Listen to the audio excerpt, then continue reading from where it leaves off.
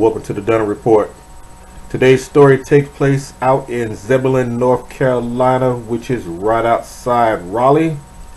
This 18-year-old man did something very, very horrible. When police arrived, the only thing was missing from the scene that this guy didn't have on a Jason mask.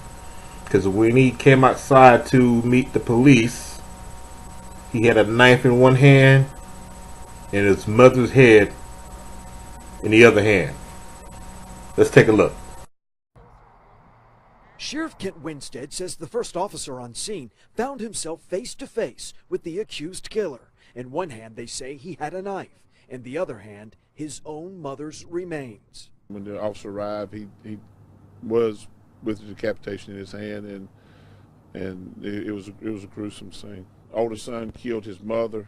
It would look to be a large butcher knife, the weapon that was used. I can't tell you how many wounds. Investigators say 18-year-old Oliver Funez is their suspect. The victim is his mother, 35-year-old Yesenia Funez Beatriz Machado. Officers say the teenager placed her head on the ground and was taken into custody. Two other children, young girls, were also at home at the time. They do not appear to be injured. I saw what had happened, and it was just unbelievable.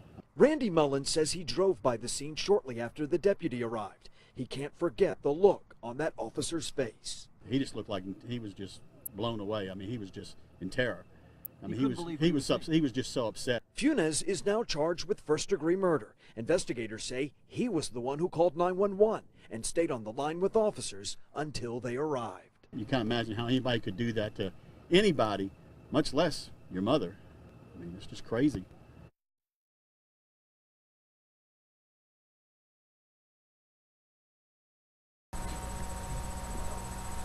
Before I give any more report on this, I'm going to show you a picture of the young man who did this.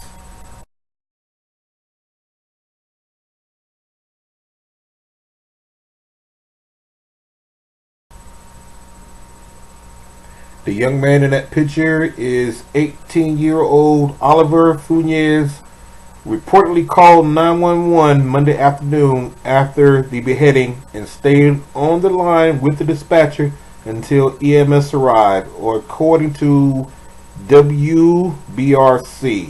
When the responders entered the home, it looked like something out of a horror film.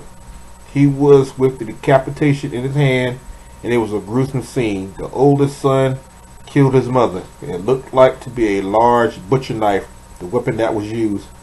I can't tell you how many wounds Sheriff Kent Winstead said in a statement. Investigators say the teen was immediately taken into custody after he placed the head on the ground in the crime scene. The mother's body was located inside the home along with Funez's two younger siblings who were unarmed during the bloody execution. The last sibling was away at school at the time. Resident of the neighborhood, Randy Mullins, drove by the home and said the deputy officer appeared daunted and in disbelief by what he saw. I bet he did. He just looked like he was just blown away. I mean, he was just in terror. He was just so upset, Mullins said. Complete and utter shock. This whole area is a quiet area, and I didn't know what to suspect when I got home and saw police cars and everything around. Another neighbor, Ryan Reeder, said. According to WNCN, 3 children are currently staying with their grieving father. Whew. Wow. I don't know what that young man was thinking about when he did that to his mother.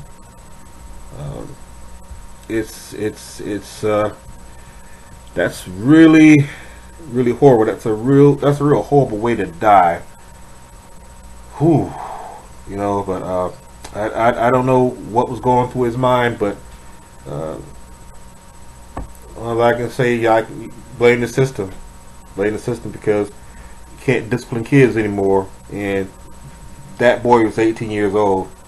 I don't know what kind of situation that him and his mother, had, or what kind of problems that they were having. But I would have got that young man out of my house if he was, if he was crazy like that. I would have got him out of my house real quick. Son or no son, if this young man had issues, she should have got him out of there. Or maybe she was trying to put him out and he probably went berserk. Who knows? Personally, this kid should get the death penalty. If he doesn't get death, he should get life. Because this is a real gory murder. It's gory. It's real gruesome. It's horrible. It's horrible. Like I said, everything was there except the Jason mask. If he'd had that on, wow, it would have just like Friday. It actually is Friday the 13th without a Jason mask. But and I don't see how if it was that serious for him to what would the problem? What I don't think was that serious to take his mother's life. There's a saying when a man disrespects or harm his mother and father, their days will be shortened. So more than likely, this young man deserves the death penalty. That's just my opinion. My heart goes out to the family, and I hope they get some justice, which they will. In North Carolina, they support the death penalty, so chances are this guy's probably going to get the death penalty. If not, he's going to get life in prison. I wish I would have done this story yesterday, but I was busy doing something else, doing a story on that buffoon coon, Ben Carson. Just another coon. He's right along up there with those other coons, Jesse Lee Pearson and Larry Elder. Anyway, thanks for watching, and also you can check me out on Spreaker.com. Just type in my name, Perry Dunham, and just subscribe there. And once you subscribe to my Spreaker podcast, you'll get a notification, and you can call a number, which will be 206-939-5377 when I'm on Spreaker Live. Then you can call in, and whatever I'm talking about, you can say what's on your mind. You can definitely say what's on your mind. But one thing I will not put up with is I will not deal with any trolling and all that. And you can't call me on this line with the landline. Has to be Wi-Fi phone, period. Thanks again. Don't forget to check out our website, thedunhamreport.com. And until the next time, good people, I'm out.